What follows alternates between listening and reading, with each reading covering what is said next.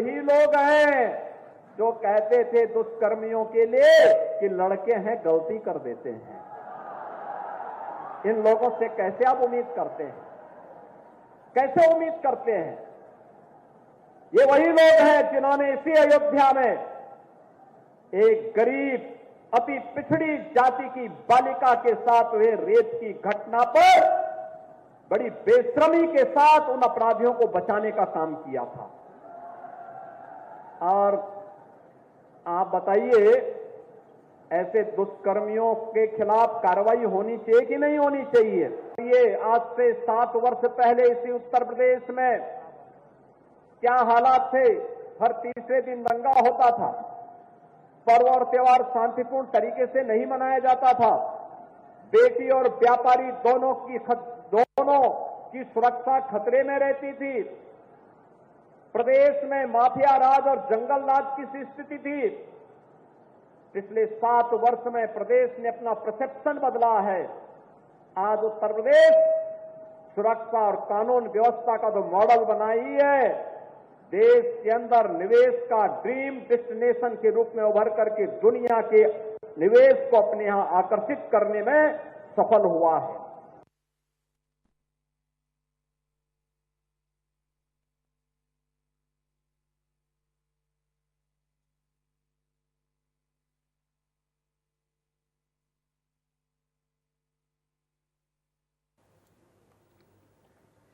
और ज्यादा जानकारी के साथ संवाददाता अभिषेक सिंह हमारे साथ बने हुए हैं। अभिषेक, इस पूरे मामले को लेकर के अगर देखा जाए तो प्रदेश भर से बयानबाजियों का सिलसिला जारी है। सीएम ने सपा को अब आड़े हाथ लिया है, क्या उनकी तरफ से किसी तरह की प्रतिक्रिया? बिल्कुल, एक के बाद एक उन इलाकों में जहां पर सपा का तथाकथित तौर पर राजनीतिक कहा जाए कि बाहुल्य रहा हो, वहां पर इस तरह की घटनाएं होना और फिर उसके बाद समाजवादी पार्टी की तरफ से उस पूरे मामले को लेकर सफाई देने की कोशिश करना, इस पर आज मुख्यमंत्री योगी आदित्यनाथ ने ना सिर्फ सीधे अटैकिंग मोड पे आकर समाजवादी पार्टी को आड़े हाथों लिया, बल्कि उन्होंने कहा कि यह पहला मौका नहीं है। समाजवादी पार्टी के कई बड़े नेता थे जिन्होंने देश में हुई कई इस तरह की विभत्स घटनाओं को लेकर यहां तक कह डाला था कि लड़के हैं, गलतियां हो जाती हैं। तो इस तरह से सीधे तौर पर मुख्यमंत्री योगी आदित्यनाथ आज हमलावर होते हुए नजर आए हैं और सीधे तौर पर उनका इशारा था समाजवादी पार्टी के राष्ट्रीय अध्यक्ष अखिलेश यादव की जीती हुई हाल ही में कॉन्स्टिट्यूएंसी है कन्नौज, और वहां पर पॉक्सो के मामले में यानी नाबालिग के साथ बलात्कार के मामले में नवाब सिंह यादव का जिस तरह नाम आया, जो खासे करीबी बताए जाते थे समाजवादी पार्टी के, कभी मुख्यमंत्री का नाम की तरह उनका नाम लिया जाता था, मिनी मुख्यमंत्री की तरह, कभी कहा जाता था कि वो सांसद प्रतिनिधि हैं, और अब इस पूरे मामले में जैसे ही उनका नाम आया, शुरुआती दौर में समाजवादी पार्टी ना सिर्फ सफाई देती हुई नजर आई और बाद में अपना पल्ला झाड़ते हुए नजर आए, जब सीधे तौर पर उनके ऊपर न सिर्फ कोर्ट की तरफ से भी बल्कि वहां पर पीड़िता ने भी अपना बयान दिया और धीरे धीरे शिकंजे में फंसते गए। तो सीधे तौर पर अब समाजवादी भले ही पल्ला झाड़ रही हो, लेकिन शुरुआती दौर में समाजवादी पार्टी इस पूरे मामले पर फ्रंट फुट पर आकर सफाई देने की कोशिश जरूर करती हुई नजर आ रही थी।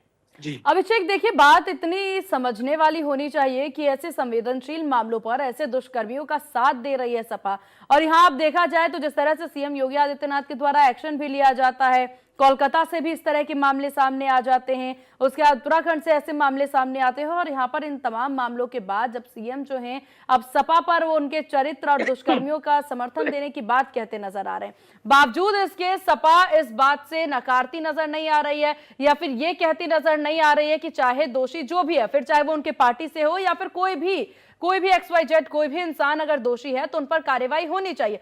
सपा क्यों बचाती नजर आ रही है?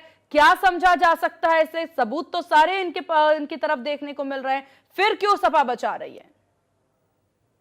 बिल्कुल, सियासत में डिफेंसिव होना राजनीतिक मुद्दे पर जिम्मेदारी होती है कभी हर राजनीतिक दल की, लेकिन इस तरह के मामलों में जहां इस तरह का विभत्स अपराध सामने आए, वहां पर वो व्यक्ति विशेष ना कभी किसी पार्टी का होता है ना किसी जाति का होता है।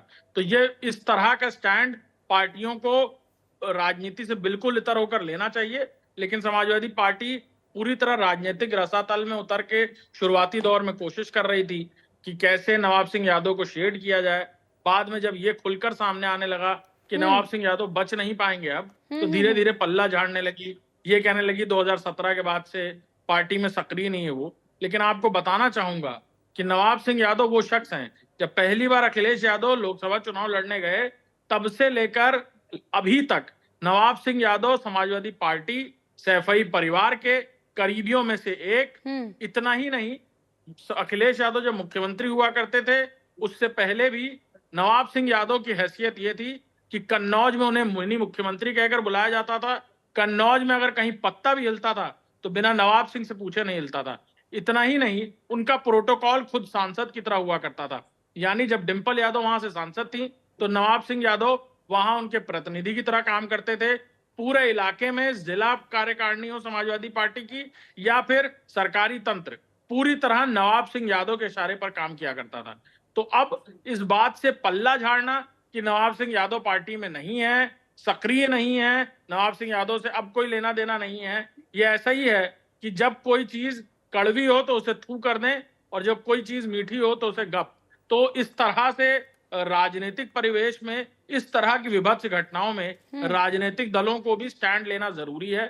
इस तरह की घटनाओं में एक मैसेज देना जरूरी है कि चाहे वो व्यक्ति विशेष कोई भी हो, किसी भी पद पर हो, किसी भी जाति का हो या किसी भी राजनीतिक दल से हो, अगर उसने अपराध किया और इस तरह का विभत्स अपराध किया, उसके खिलाफ सबूत मिल रहे हैं, कोर्ट उसके खिलाफ सजा सुना रहा है। और अभिषेक देखिए, इस पूरे मामले को लेकर सीएम के द्वारा जो बात, लखनऊ वाली बात भी याद की गई थी, जो बैड टच केस में उन्होंने कहा कि सपा मुखिया जाकर के आरोपी के समर्थन में खड़े हो जाते हैं। उसके बाद अब नवाब सिंह वाले मामले में भी सपा मुखिया जो हैं वो कहीं ना कहीं साथ देते नजर आए। मामला हालांकि आगे बढ़ता है तब वो अपना पलड़ा जरूर झाड़ रहे हैं, लेकिन शुरू से देखा जाए तो साथ देते भी नजर आए थे। लखनऊ में भी ऐसा देखने को मिला। तो इस सब को लेकर के अब क्या समझा जा सकता है? क्या किसी तरह की सफाई उनके द्वारा दी जा रही है या फिर जो समर्थन वो कर रहे हैं उसे वो सही समझ रहे हैं? यही कभी कभी ऐसा होता है कि कुछ मामलों में समाजवादी पार्टी शुरुआती दौर में स्टैंड लेती है और फिर जब उन्हें पता चलता है कि मामला बहुत पेचीदा होता जा रहा है, जिसका वो स्टैंड ले रहे हैं उसके खिलाफ सबूत सामने आ रहे हैं, तो